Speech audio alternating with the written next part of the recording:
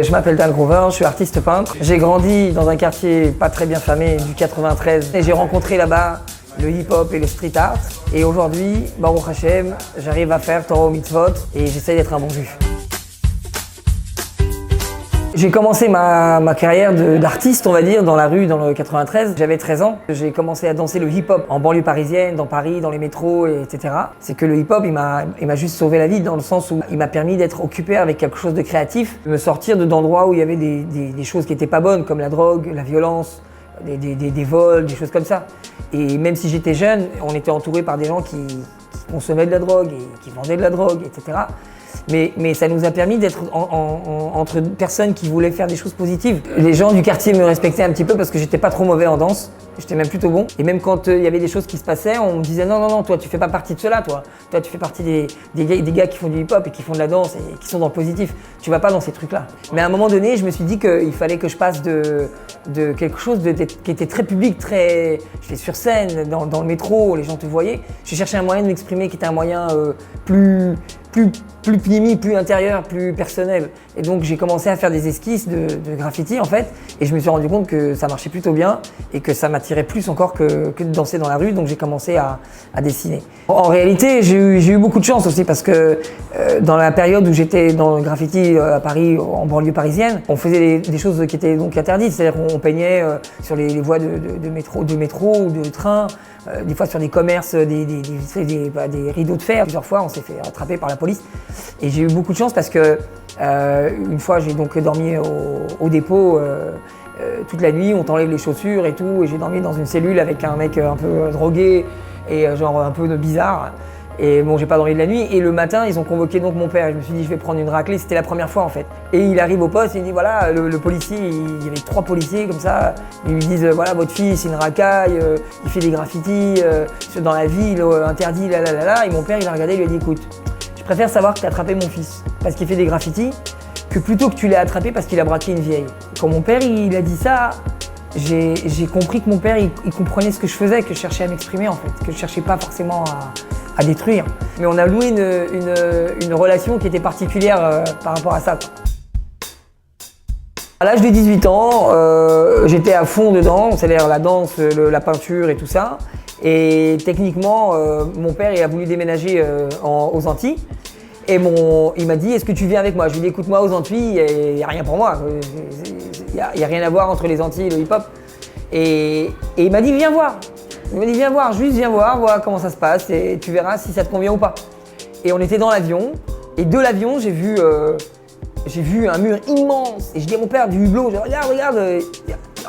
Et mon père, il regarde. Je lui ai pas dit ce que je voyais. Il me dit, ah ouais, la mer, elle est magnifique, c'est beau, regarde le truc, le paysage. Je dis, non, là, il y a un mur, un très très grand mur. Là.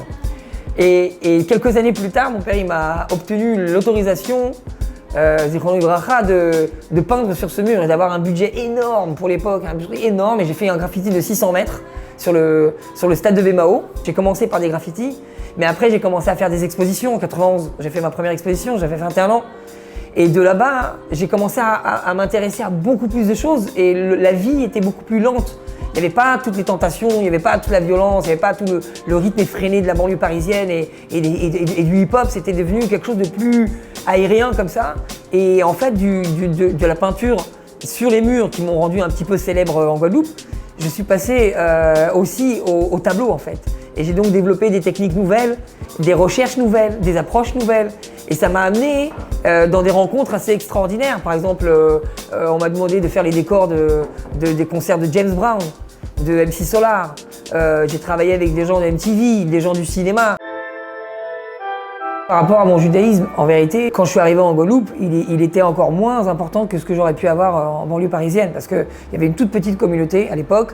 Et je me rappelle dans mon enfance que mon père faisait le kidouche de temps en temps, on allait à la synagogue pour Kippour, mais j'avais à l'époque de la banlieue un petit peu de contact, mais c'était mes seuls contacts, Kippour et un kidouche de temps en temps. Quand on aura en Guadeloupe, je suis Pirlal passé artiste professionnel et ça commençait à partir dans différentes directions de création, de projets, etc.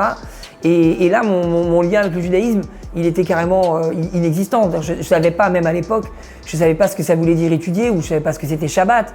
Je savais rien sur rien en vérité. Pour moi, Kippour, c'était de venir à la fin d'un jeûne pour écouter le chauffard et partir avec les copains, quoi. en allant plus en profondeur dans le domaine artistique, j'ai commencé à poser des questions, j'ai commencé à étudier des choses parce que je pouvais pas, dans ma première exposition par exemple, quand je suis passé du graffiti à la toile, mon père il a dit venez découvrir l'artiste qui fait des graffitis partout en Guadeloupe, il est en exposition chez moi. Et les gens ne savaient pas que c'était mon père, il m'a présenté comme un artiste dans une galerie. Mais techniquement, je me suis dit je vais peindre sur quoi? Je peignais sur des murs de 10 mètres, 12 mètres, je vais peindre quoi 80 cm, comment on peint sur 80 cm avec une bombe? Donc je suis rentré dans des recherches à la fois techniques mais des recherches aussi intellectuelles sur qu'est-ce que je vais mettre dedans, de quoi je vais parler. Et j'ai commencé donc à travers les projets à avoir des recherches un petit peu partout dans différents sujets pour nourrir les projets, pour nourrir la créativité en réalité. Et ce qui s'est passé, c'est que j'ai une amie qui est journaliste à RFO qui m'a dit il y a un auteur qu'il faut que tu lises. Et elle a insisté comme ça pendant au moins 1 an que je lise cet auteur, elle me voyait dans des projets. Et elle me dit lis cet auteur, lis cet auteur. Et moi je lisais plein de trucs. Cet auteur c'est Hermann Hesse, qui n'est pas un auteur juif du tout. Et il a écrit plusieurs livres, dont un livre qui s'appelle Siddhartha, qui parle de la vie de Bouddha. Mais en fait il écrit tellement bien, il parle de la recherche personnelle de la personne, comment elle doit arriver à se rapprocher d'elle-même et à comprendre quelle est sa place dans la société. Et le déclic, il s'est fait que je me suis posé la question sur ma propre identité en fait. Je me suis dit mais alors, je suis un peu dans la psychologie, un peu dans la mythologie, un peu dans l'art, l'histoire de l'art, un peu dans tout ça. Mais en fait je connais rien sur le judaïsme. Je connais rien sur le judaïsme. Et ce livre-là, en fait, il a déclenché la question de qu'est-ce que c'est qu'être juif. Et de là, j'ai commencé à chercher des réponses. Et donc, j'ai été dans la communauté, mais les gens de la communauté me connaissaient parce que j'étais artiste. Et donc, je suis parti voir le Cohen de la communauté. Et je lui ai demandé s'il n'y a pas un livre sur le judaïsme, en fait, pour que je me renseigne, évidemment, en français. Et il m'a donné un livre qui s'appelle Le Monde des prières de Elie Munch. Et je lis le livre et je vois que je comprends rien, en fait. Je comprends rien du tout. Je lis un livre sur le judaïsme et je comprends strictement rien. Il parle de monde, de machin, la prière, comment elle est construite, qui c'est qui a fait quoi, rien compris. Et donc je suis retourné le voir en ayant un petit peu honte quand même, et je voulais vraiment me renseigner. Et il m'a donné un deuxième livre, il m'a dit on vient de traduire un livre qui est le Mirtav Me'Eliaou du Rav Dessler. Et il m'a donné donc le livre de Eliaou Dessler, Mirtav Me'Eliaou. Et là j'ai pris un choc. J'ai pris un choc parce que je me suis rendu compte que non seulement je savais rien sur l'identité juive, mais je me suis rendu compte aussi que ce qu'il disait c'était très profond par rapport à ce que j'avais pu lire en philosophie ou quoi. Et je me suis rendu compte que c'était une pensée qui était très forte, très puissante.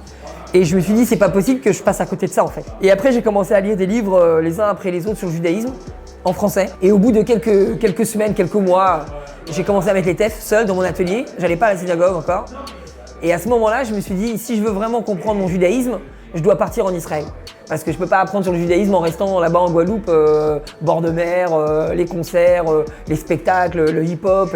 Et j'ai décidé donc de faire mon alia en Israël pour découvrir en fait c'est quoi le judaïsme. J'avais un ami en Guadeloupe qui s'appelle Moshe Pinto, un ami très proche qui est parti avec moi à New York, qui était très proche de moi. Il m'a dit, si tu vas en Israël, je viens avec toi, je vais faire une conversion.